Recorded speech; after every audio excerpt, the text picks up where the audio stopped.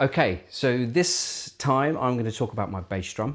The last week I did a little thing on what I do with my toms, and everyone kind of dug it and sent me messages. Oh, can you do your bass drum and do your snare drum?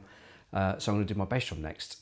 These are the microphones that I'm using, and that's a Shure Beta 52 inside and a Shure KSM 353 ED ribbon mic on the outside. Most people would highly recommend not using a ribbon mic on a bass drum because it would break. Ribbon mics are usually like either room microphones or mono room microphones away from a loud instrument like a bass drum, or the overheads. These are ribbons, my Coles. Yeah, basically they're very fragile, the ribbons ordinarily, except for the Shure.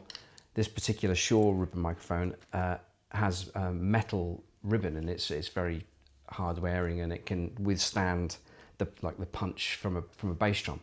And this is the combination I'm using at the moment. I really like it.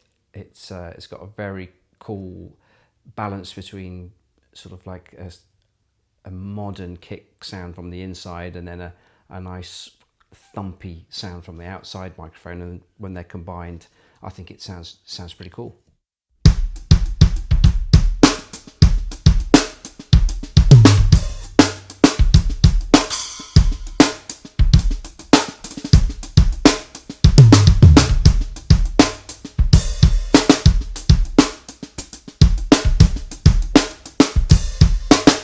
There are other mics that I do use. I've got a FET 47, which I use outside, which is a classic sort of bass drum mic from years gone by.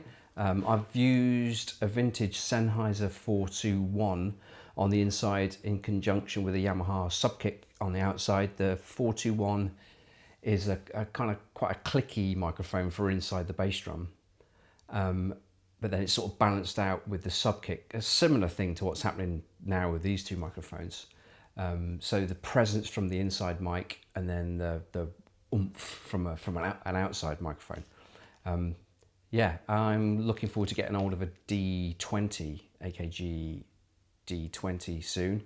That's going to be a nice addition to my little mic cabinet. Yeah, but you'll hear that soon enough. So regarding the head choice, I've got a PowerStroke 3 Remo on the batter side, and that's coated. On the front side, it's the standard Fibes skin, which comes with all the broadcasters. I detune both heads almost to the point where they're wrinkling to get as much blow end as I can.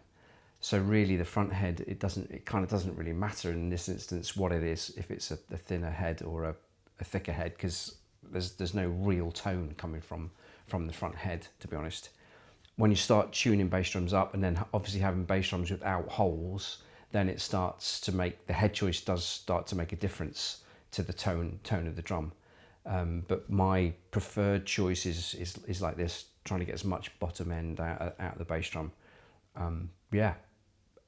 Dampening, I just use a little bit of dampening that just lies at the bottom of the bass drum and touches the front head and the back head, and it just touches both, just to take off any, if there is any overtone, just to take those off.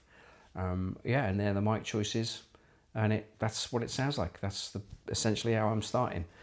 Again, there are millions of ways to skin a cat and to tune a bass drum and mic a bass drum up. This is just the way that I do it. All right, see you soon.